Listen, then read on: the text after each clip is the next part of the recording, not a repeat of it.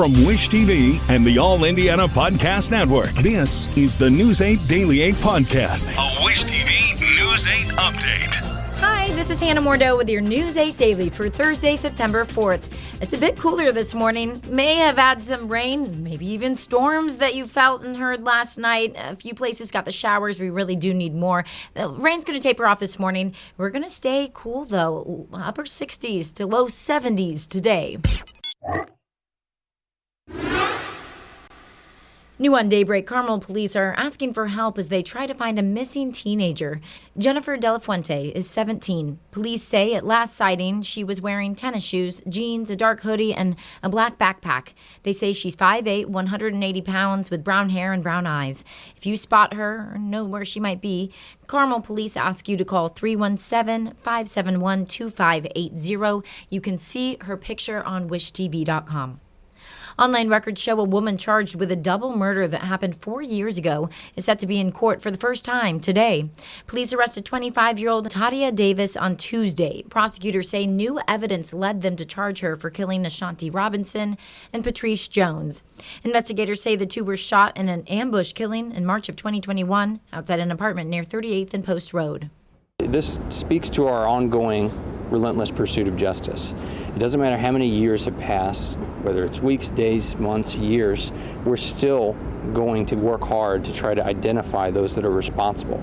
Detectives with IMPD's Unsolved Homicide Unit say surveillance video was key to connecting Davis to the case. Police say a driver who lost control and crashed yesterday afternoon has died. It happened on Madison Avenue, south of I-70. Investigators say a man heading south in an SUV crossed into the northbound lanes and collided with a pickup. The driver of the SUV later died at a hospital. Police say a passenger in the SUV and the driver of the pickup truck were both stable. Governor Mike Braun has appointed a new leader for the agency that advocates for lower utility bills. Yesterday, the governor announced that Abby Gray will run the office of Utility Consumer Counselor.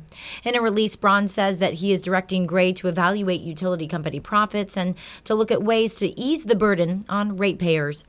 The head of Citizens Action Coalition, a group that's fighting AES Indiana's proposed rate increase, praised the governor's choice. Counselor Gray has a lot of experience as a public servant and at working at the Office of Utility Consumer Counselor before. So she's an excellent choice who will stand up for ratepayers and has the necessary experience to go toe-to-toe with big utility companies. Governor Braun may have a chance to appoint more members to the state's Utility Regulatory Commission. The Indiana Capital Chronicle reports 2 members announced they will resign before their terms expire. More mayors are talking about the tough choices they face as state cuts to property taxes put more pressure on local budgets. News 8 government reporter Garrett Berquist gets perspective from 3 different cities, beginning in Beech Grove. Mayor James Kaufman says the toughest part right now is knowing exactly how much less he'll have to work with. Anything that we don't cut now or minimize in spending in today's world for 2026, it's going to hit us harder in 27 and 28. So we're trying to look at every budget, every department. Kaufman says his planners think Beech Grove will be short $500,000 in property tax revenue next year. That's out of a budget of roughly $19 to $20 million. Less on equipment, less on supplies, less on professional services, and those type of things. That's where you're going to see the biggest cuts for next year. We'll see less capital improvements, so we might not purchase as many vehicles as we've done in the past. The new property tax law allows anyone to claim a property tax credit of up to $300. Disabled veterans and low-income seniors can claim additional tax credits. It also phases out the standard homestead deduction by 2031 in favor of a 2/3 supplemental homestead deduction.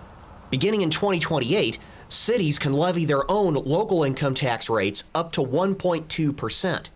Anderson's mayor says he likely will raise his city's rate to offset property tax losses. Mayor Thomas Broderick says Anderson has enough reserves to make up the difference next year, but that's not sustainable long term. Under normal circumstances, it'd be at 43 million. So if you were to lose $5+ million, that obviously is over 10% of our entire budget. So it could result in layoffs if that were to take place. We don't want that to happen. That's why we're going to be very aggressive on making sure that we have all the funding necessary that we can keep the number of folks that we have working here. Republican mayors have similar concerns. Carmel Mayor Sue Finkham says her team is still reviewing their options. We expect to lose about $10 million from what we expected to receive this year, and our teams have been hard at work trying to find efficiencies and new ways of dealing with this new reality. This year, meaning 26 and 27, are the roughest years. Okay. In 28, supposedly, and it could change, we can levy a new income tax. However, in the meantime, we have to figure out how to do with all that we need to do with what we have. Kaufman says cities will have a better idea how much money they'll have to work with in April. That's when the Department of Local Government Finance will release its new revenue reports.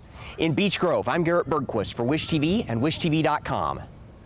Hamilton County is a step closer to joining the majority of Indiana counties that use voting centers during elections. Yesterday, the Hamilton County Council approved a resolution in favor of the centers. They allow anyone in the county to vote at a place that is most convenient for them rather than being assigned to a certain location. County Commission and Election Board must still approve the plan before it can take effect. Right now, 67 of Indiana's 92 counties use voting centers on Election Day. The Indiana Department of Environmental Management says it's trying to get more people to get interested in recycling. The department held an open house last night in Johnson County. The focus was developing the state's materials management plan. Officials say the goal is a 50% recycling rate, which includes better access to recycling and waste reduction. It was done in 1990. We have other new materials that have emerged in our states, electronics and others, so that we need to really look at how we address those types of waste. IDEM plans to hold 3 more town hall meetings next week. For information, you can go to wishtv.com. The story is on the front page. Let's go to Jane King now with your business headlines. She starts with Jim Irsay's properties that are for sale. So Jim Irsay's home on Lake Maxinkuckee in Culver is for sale. The price tag nearly $20 million. Now the listing is 14,000 square foot lake house. It's on nearly 6 acres, has 8 bedrooms, 10 baths, and the personal touch of Irsay, who helped design the home that was built in 2001. Now in late July, Irsay's $12 million Carmel mansion was listed, and within days had a pending offer. Well, Salesforce has cut 4,000 customer support jobs and replaced them with artificial intelligence agents. CEO Mark Benioff made the comments while discussing AI, how it's impacting the company, during an appearance on the Logan Bartlett Show podcast. Now, despite the move to AI, Salesforce is still struggling, and its earnings report reflected little growth. Well, 68 jobs will qualify under President Trump's no tax on tips proposal. The Department of Treasury released the preliminary list of 68 jobs that can claim the tax break. It includes nannies, hairdressers, drivers, and delivery people, as well as maids, bellhops, and restaurant servers. The deduction is worth up to $25,000 for eligible workers. And unemployed workers are staying out of work for longer, even as layoffs remain low. And that's led to the lowest ratio of job vacancies to unemployed workers since the spring of 2021. Now, job openings in July were 7.18 million. That was below the 7.38 million that was expected by economists. Stocks finished strong yesterday.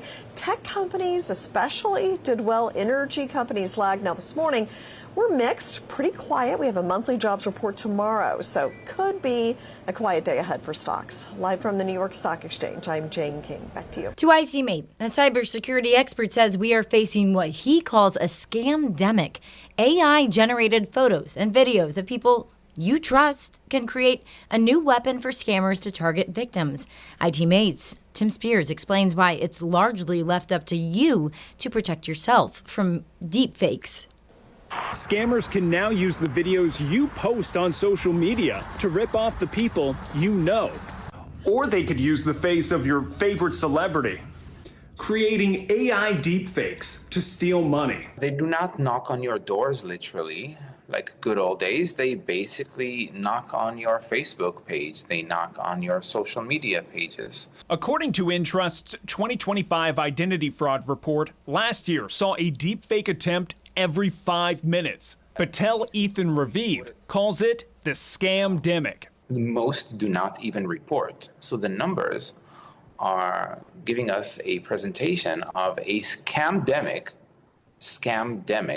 that is currently washing the U.S. shore to shore. He's the CEO of cybersecurity firm Lionsgate Network, which, using a video off my Instagram, made a deep fake of me in minutes. Scammers are getting smarter. They might even look like me, but it's not me. I'm not doubling your crypto. I can't even double dip my chips. Lionsgate says unlike robocalls, which follow a set script, an AI program can actually learn from people, blocking its scam attacks, making it smarter and more effective. Because the machine learns everything when he's doing good, when he's doing bad. Right now, there's no federal law stopping someone from making a deepfake. Raviv says some of his clients have stopped using social media entirely because they can't trust what they see online. They target your consciousness, your logic. If your logic was compromised, you will do anything in order to give them what they need. Because these deepfakes can mimic your loved ones, JP Morgan suggests having a code word you can use when making financial decisions. And Raviv goes as far to say, in this day and age, you should avoid investing or moving money with anyone you haven't personally met, because they might not be real. Tim Spears for Wish TV and WishTV.com. IndyCar's silly season is delivering some shockers. The postseason reshuffling of cars and drivers has some big stars on the move. Will Power's unemployment lasted all of one day. The former Penske driver is hopping straight into Andretti Global. He will drive the number 26 car. That Colton Herta is leaving. Herta is heading to Europe to be a Formula One test driver. He'll be part of the new Cadillac team.